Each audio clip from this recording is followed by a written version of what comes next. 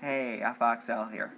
Welcome to this video of the USS Intrepid, a little trip I went on with some friends in New York.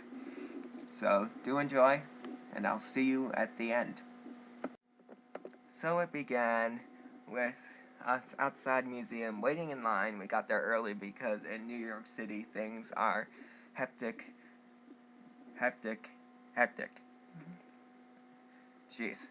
So this is some of the stuff that we saw on the outside before we went in.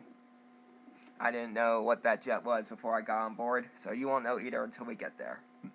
I know this picture is sideways, but you can probably read it. It's the Intrepid. That's the Norwegian Gem cruise ship that was across from the Intrepid.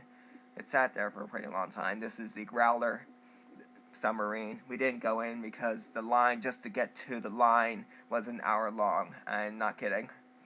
I know, again, this one's sideways, but you can probably see what it is. This is the aircraft carrier. From the ground, that's the Growler and the Gem. And here's a shot of the aircraft carrier from when we were getting onto it from the first thing that you saw that was sideways. The one that had the number 1 on it, not this one. Not the one that says Hangar 1, but there is a number 1 somewhere within the past pictures. And the next picture will explain what this one is. So just give it a second. There it is.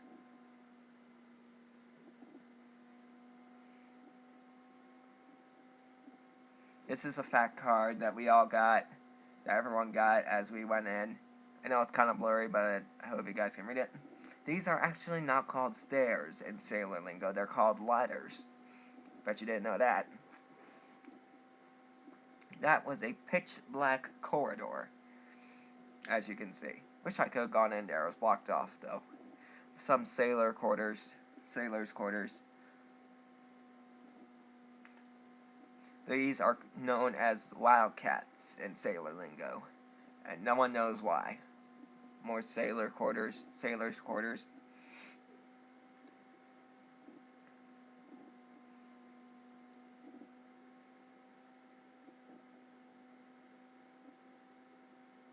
This is an ammunition storage room, and it isn't very big. I know there's a glare on this picture. Oh well. Can't always get what you want. This, I have no idea what this is. And if you have any questions about any people that appear in these pictures, please don't ask, because I have no idea who they are. This is a big arse gun, obviously. From here, it's just some planes that we found on the flight deck. Of course, they were decommissioned and they can't actually fly, but it was cool to see them nonetheless. There was also a Space Shuttle exhibit of the USS Enterprise. It was the not the Space Shuttle Enterprise. I'm sorry. It was like an entirely different building on the ship, which was pretty cool. This is the A-12 Blackbird. It was a pretty big thing. And that's a big arse thruster / engine / thing. Some more planes.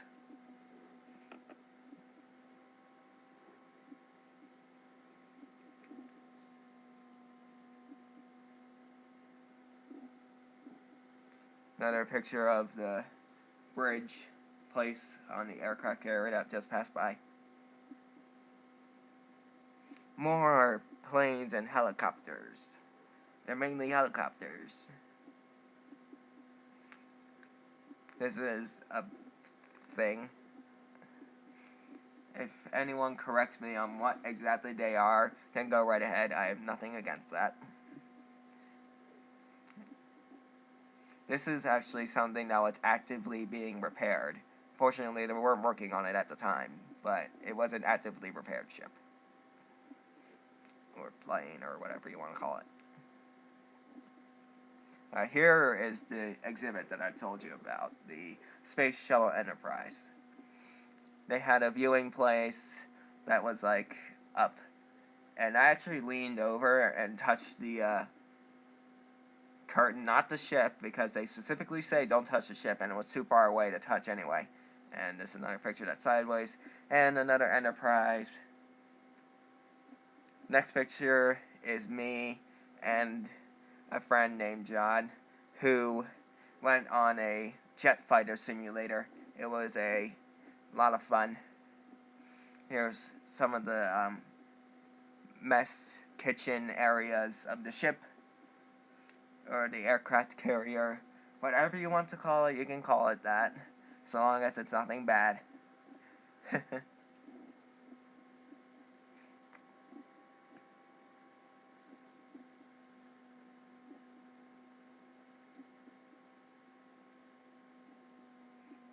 And that is not period accurate ketchup there, by the way, in case you didn't know. That's a new thing of ketchup, and I doubt they could find a period accurate thing of ketchup.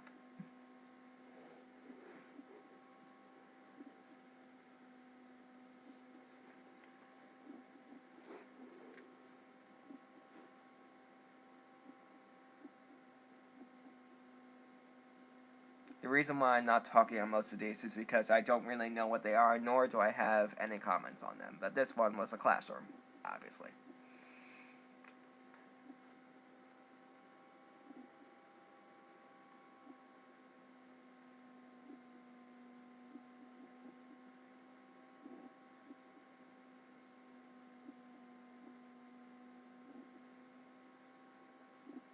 That is a model of the aircraft carrier that was in the main place. Well, not the main place, but it was on the deck that you came onto.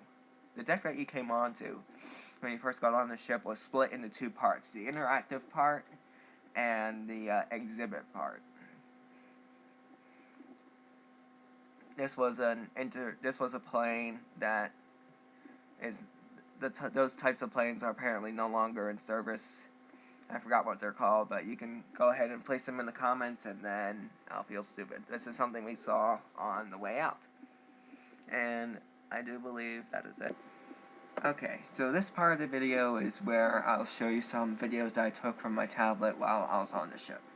The first part in this video is a part of a tour that we took on the Intrepid. My hand slipped while trying to catch a tablet at the end, and it ended up ending the recording in the process at around 14:50. I did what I could for the rest of the tour. After the tour is a brief showing of the A-12 Blackbird that we found on the main deck. Then we caught interest of a showing of the Intrepid's violent history in battle. So do enjoy this part of the video. When the ship was first launched, it didn't have any bulkheads. This was all open. They called it the hurricane room. And it was a good thing because in August of '44, the Intrepid was torpedoed and knocked its rudder out of commission. They couldn't steer the ship. The captain was alarmed because the ship was kind of drifting toward Japan. And in August of '44, that's not where you wanted it to be. Maybe it was 1,000 miles, but it's a good story anyway. But he didn't know what to do. Someone sent him a note and said, "How about a sail?" He said, "I'll try anything." So they got a sailor who could operate a sewing machine, gathered up all the cloth and the canvas they could, made a sail and put it on the port side of the bow. Mind you, this was all open. And it worked. But just picture this big modern aircraft carrier steaming into Pearl Harbor for repairs, being steered by a sail. Lots of laughter, lots of joking around, but it worked and it saved the ship. Let me tell you a little bit about the hardware. Each one of these links weighs 150 pounds. And the total length of the train, which is about 1,250 feet, weighs 72 tons. The anchor itself weighs 30,000 pounds. So this is a dangerous, noisy place to work. Because when they let the chain out, this is how it's done. A sailor gets into a special harness, and then he comes over to this link here, which is called a pelican hook. Why it's called a pelican hook, I don't know, but it's called a pelican hook. And he takes an 18-pound sledgehammer. Mind you, there are two other sailors holding onto the harness. And at the given signal, he knocks this piece off the pelican hook, which releases the chain. Meanwhile, the two other sailors holding onto the harness pull him back. This is a dangerous place, 72 tons of chain coming out. Now, there's one other time when they don't, well, in an emergency, they don't have time to weigh the anchor. Weighing the anchor is bringing it in, and you all heard the song Anchors Aweigh. Well, it may amuse you to know that to this day, when they let the chain out, or rather, they bring the chain in, they still sing Anchors Aweigh. So it's a patriotic song, but it's also a team group. Except in emergency, they don't have time to weigh the anchor. So this is what happens.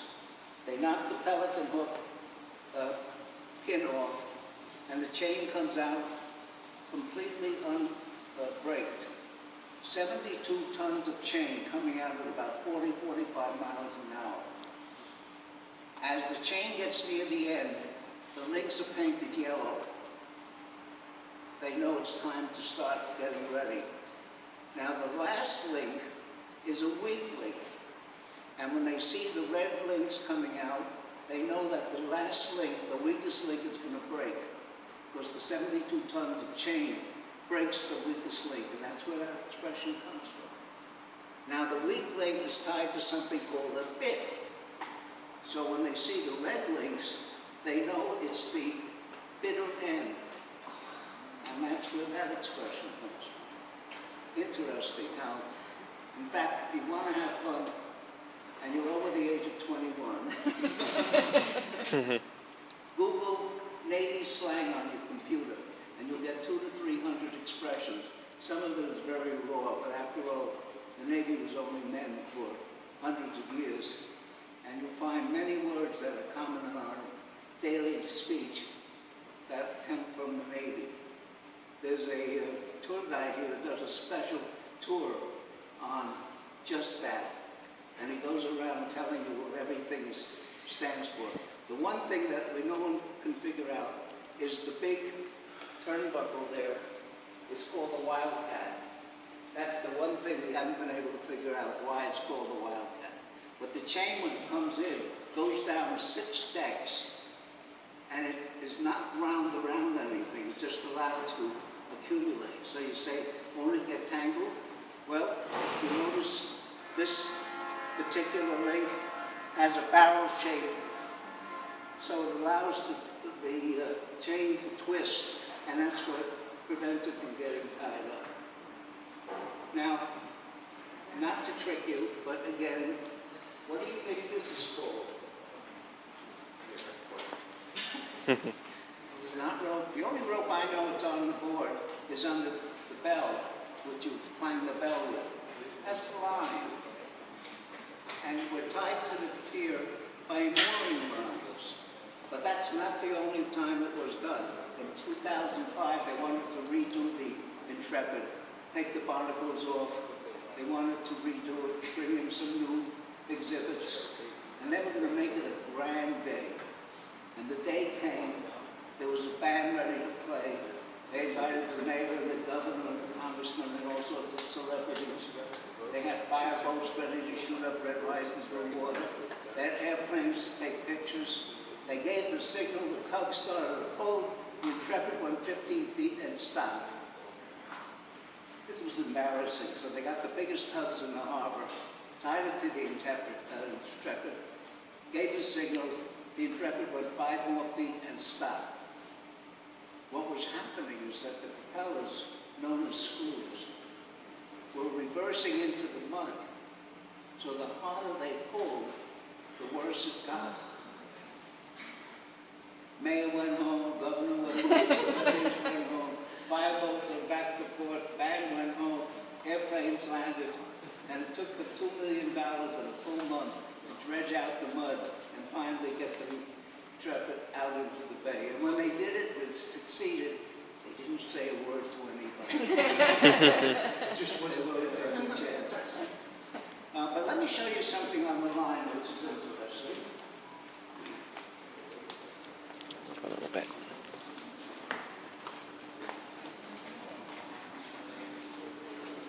You'll notice throughout the Vince, I have to go to the bathroom. Where's a private room?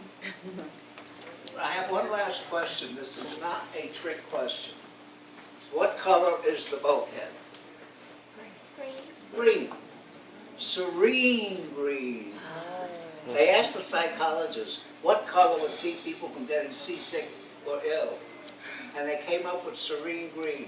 If you go down into the hangar deck, you'll see the dental chair is also painted serene green. And you know something? Didn't work. But if you're having small children at home and you want them to be nice and quiet and peaceful, paint their room serene green. But I guarantee that won't work either. Well, that's the end of our little tour. I hope you got some answers to questions you never knew you'd want to ask. And now you have a choice of going up the ladder to where the Marines are berthed, and you go outside, climb some more ladders to the flight deck, or you can go back down to the hangar deck. And if you haven't seen it already, there's the Lego model of the Intrepid, which is a real work of art. And it's fun to see. Even the elevators don't work when someone's manning them. So it's really worth seeing. But whatever you do, enjoy, and again, welcome aboard. Thank you. From back, look at this huge R swing.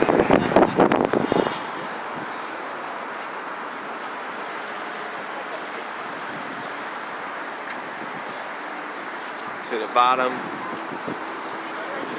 underneath. Watch out. Excuse me. To the front. The Lockheed A-12 Blackbird. Invasion of Laos. Then in October, it was on to the Philippines, for what turned out to be the biggest naval action in history, the Battle of Leyte Gulf. Our planes helped sink 28 Jap warships, including the super battleship Musashi. He said we put the Japanese Navy out of action for good.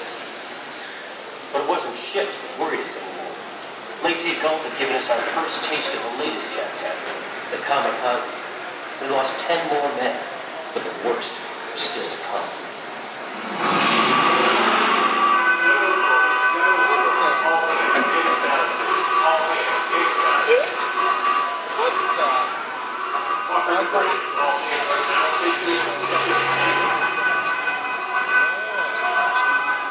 It's now 12:51 on November 25th, 1944. We've launched our planes to attack targets in the Philippines. I'm at my battle station on the hangar deck. Can't see any Japs from down here, but from the sound of our anti-aircraft guns, you can bet they've seen us.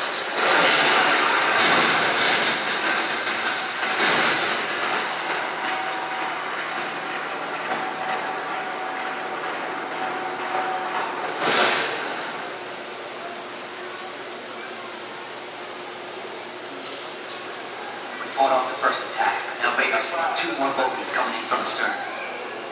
They're closing fast. The whole fleet's opening up on them.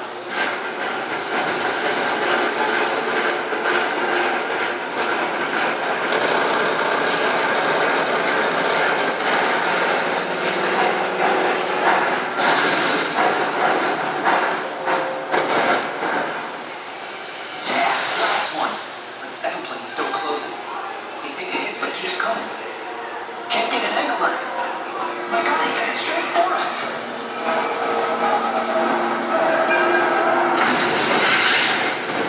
Sweet Jesus! That went off up in the galley deck. Must have been ready room number 4, where the radar operators are being briefed. Doctor will. Nobody's walking out of there alive. But there's fire in the hangar bay. It's up to me and my boys to put it out and save this ship. We've trained for years to be ready for something like this, but this is no drill.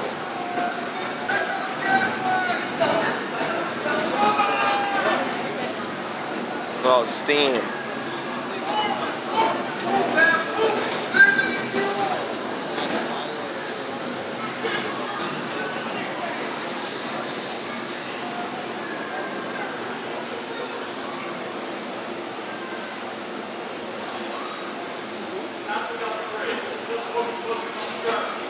Oh no, here comes another one. Got him. buy the fighting crews more time to get things under control down there. It's only been a few minutes since the last attack. We can't take another hit. Alright, here it comes. Ain't enough to just take these things. You gotta blast them right out of the sky. We're throwing everything we've got at them. It's still coming. It's still coming.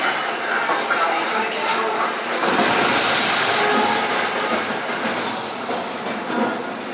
The second kamikaze crashed into the flight deck after us. Its bomb smashed through the hangar bay to where we were still fighting fires from the first hit, right where you're standing now, and exploded.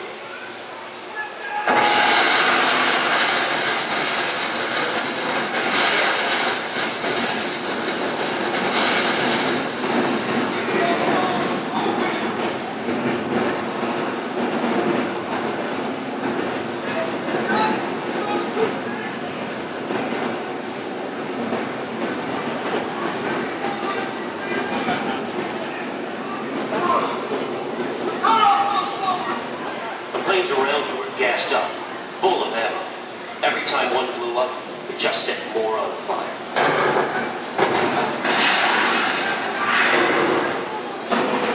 It was an inferno.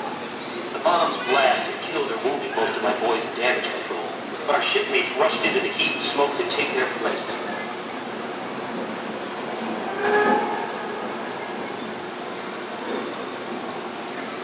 It took almost 2.5 hours to extinguish the last of the fires, but we did. We saved the Intrepid.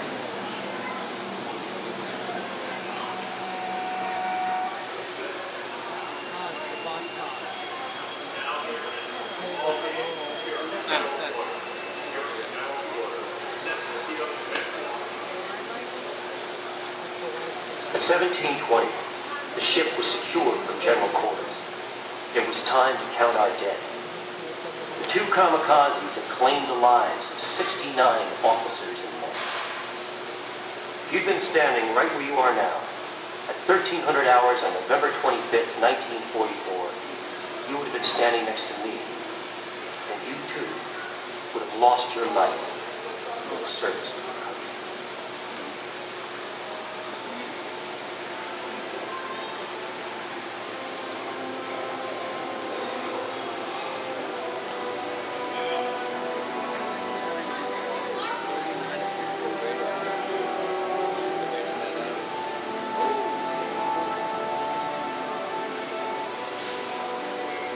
The next day we buried our dead. Old man DeMarzo and 68 others.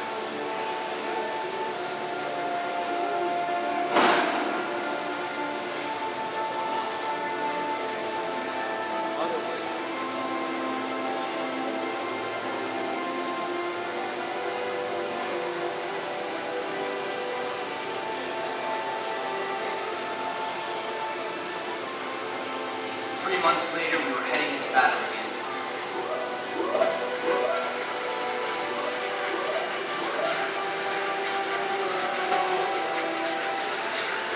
Japanese couldn't believe it.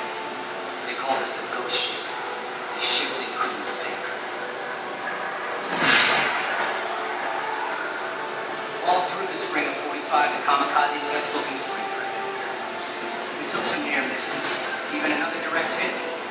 But by then, our planes were hitting targets all over what was left of the Japanese Empire. We knew we'd taken their worst and given it back in spades. When it all ended that August, we knew we had helped win the war. We were proud of our ship, and proud of our shipmates, those who made it through, and those who hadn't.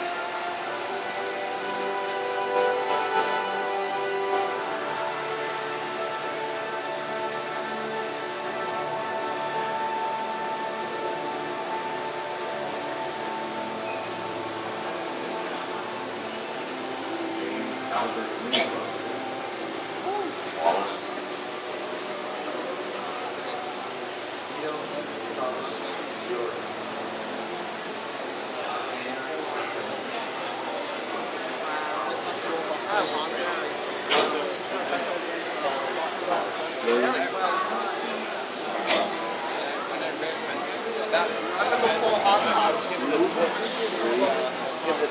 So that's the video. I do thank you for watching. If you saw the whole thing through, you are a very awesome person. But for now, this is Alpha XL, signing off.